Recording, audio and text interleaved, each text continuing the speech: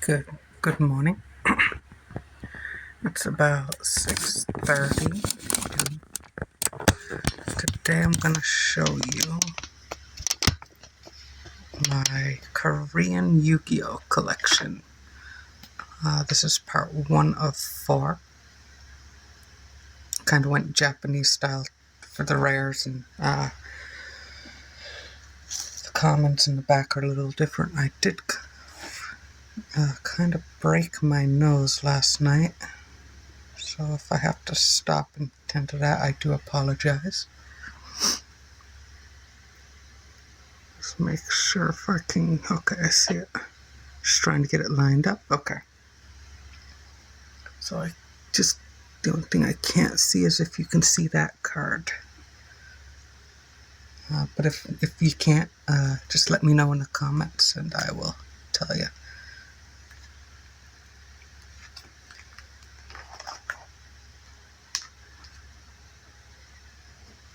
All of these are in, honestly, I would say no less than what would be graded as a PSA 8.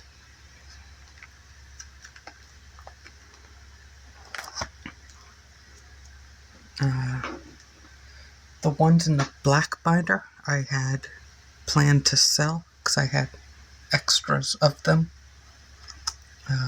But I thought they were cool enough for, I was like, you know what, I'll keep them in my collection.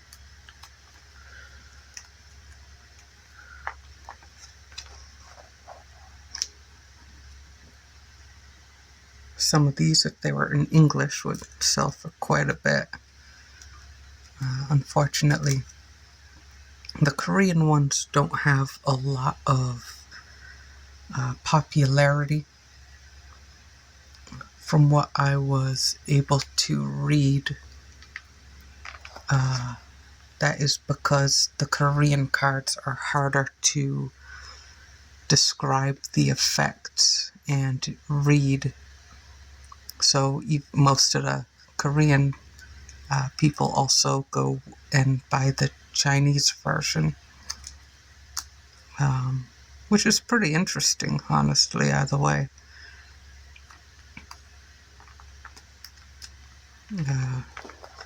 Some really nice cards here, though.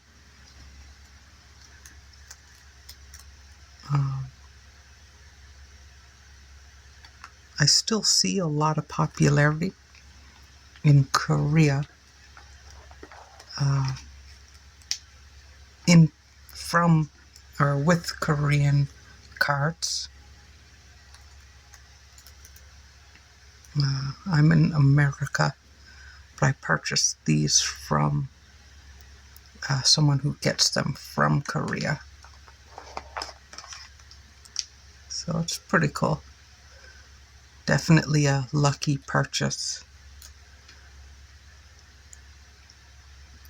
I bought these for $250 last year, $250.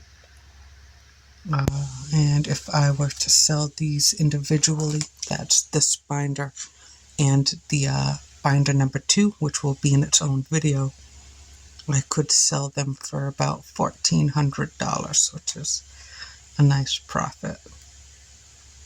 But like I said, I've decided to keep these, and I don't know, maybe if it becomes worth it, get them graded one day.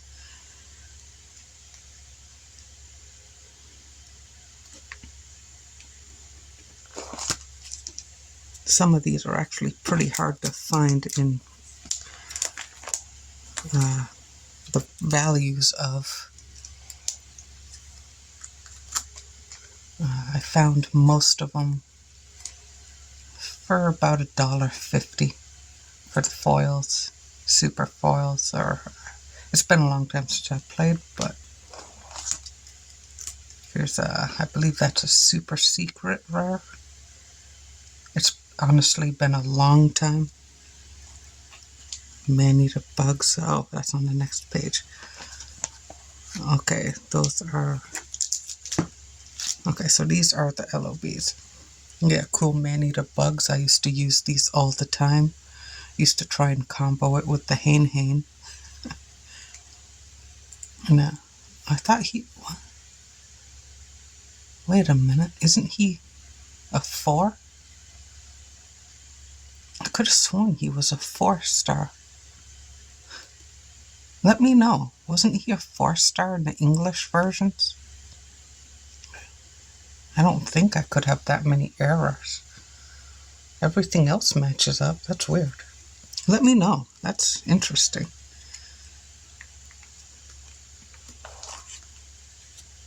Wasn't he a 6? No, he was always a 5. Okay. How did I not notice that? Huh. I will be doing my English Yu-Gi-Oh! Collection after this, so I'll definitely have to check that out. Once I show off my 4 Korean binders.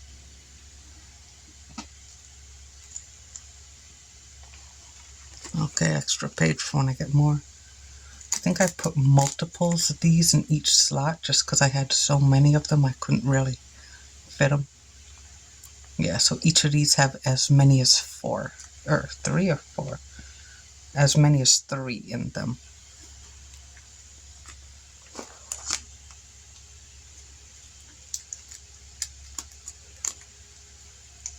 Oh, pretty cool. Well, these all came out when I was a kid. Back when you could pretty much make up your own rules, you know? No one really knew the exact rules to it, and there have honestly been a lot of changes to the game, which is part of the reason I stopped playing. It just got a little too confusing for me. Plus, I also had no one to really play with, too, so...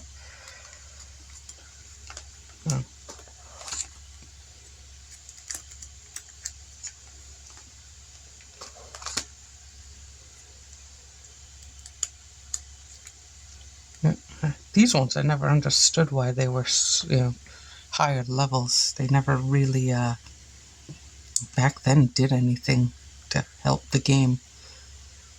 I tried to pull him off only for his defense, but it just never really worked.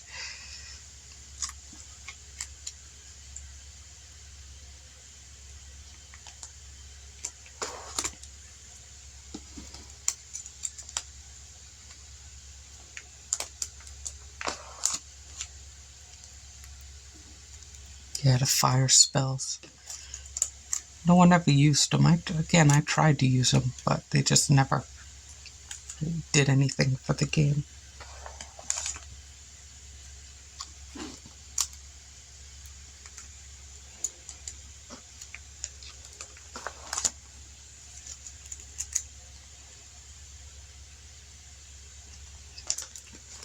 I found all the commons here, sell for about $1 each in Korean.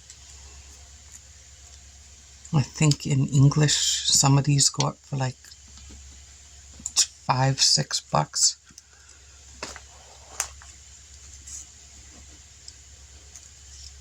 I always like the Beast on the video game versions. Unfortunately, they are kind of the weakest type. Never really liked those ones.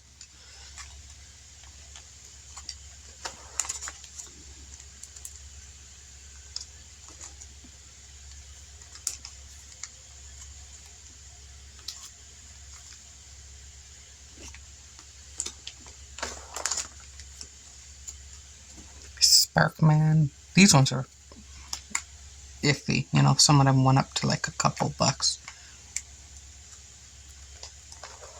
Just because they're, the Neos there.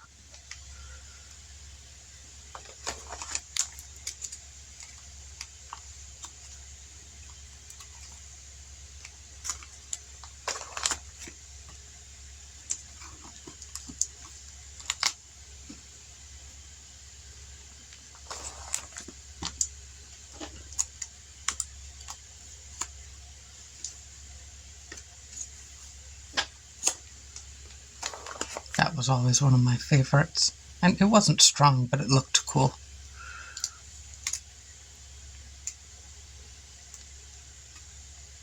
I forget what that one's name is, but Gigabyte. That evolution line was one of my favorites. Yeah, I always thought that was one. I don't know if it is. That was in my deck a couple times. That in English is a little bit on the expensive side.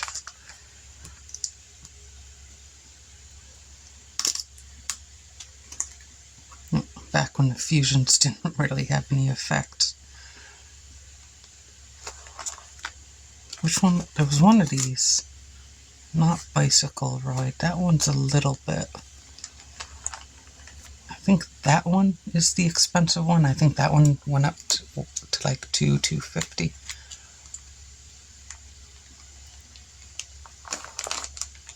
Or it was...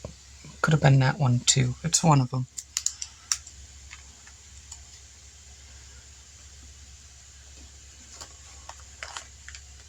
Yeah, I like that card. I like the blue hair, and he's, my favorite of the evolution line. VW set. This was a little bit on the expensive side as well.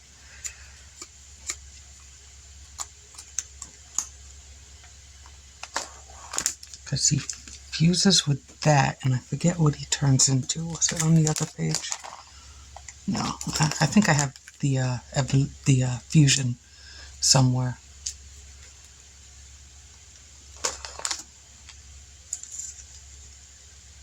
Okay, and that is the end of it.